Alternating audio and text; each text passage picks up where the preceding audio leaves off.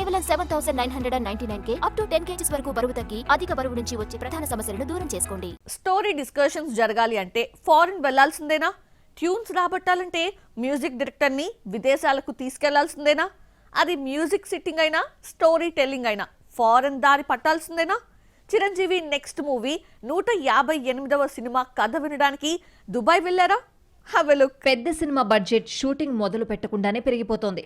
Shooting కోసం foreign వెళ్లడం తర్వాత సంగతి. ముందు కథా చర్చలు, మ్యూజికల్ సిట్టింగ్స్ కోసం ఫారెన్ వెళ్లడం ఈ మధ్య ఎక్కువగా చూస్తున్నాం. మరి ఇది సెంటిమెంట్ గా మారిందా, లేదంటే ఇదో ఫ్యాషన్ గా అయిపోయిందో తెలియదు గానీ మనశంకర్ వరప్రసాద్ గారు ప్రమోషన్స్ పూర్తి చేసిన చిరంజీవి నెక్స్ట్ మూవీ కోసం దుబాయ్ వెళ్లాడు. మనశంకర్ వరప్రసాద్ గారు రిలీజ్ కాకుండానే 158వ సినిమా దర్శకుడిగా బాబీకి గ్రీన్ సిగ్నల్ ఇచ్చాడు చిరంజీవి.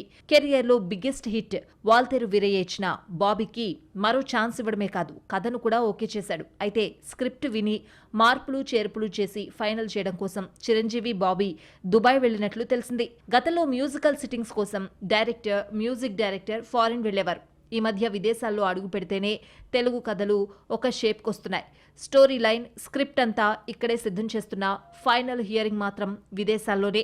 సర్కార్ వారి పాట తర్వాత దుబాయ్ హాలిడే ట్రిప్ లో మహేష్ ఉండగా త్రివిక్రమ్ అక్కడికే వెళ్లి గుంటూరు కారం కథ వినిపించాడు. అన్నమయ్య మ్యూజికల్ సిట్టింగ్స్ కోసం రాఘవేంద్రరావు, కీరవాణి తిరుమల వెళ్లారు.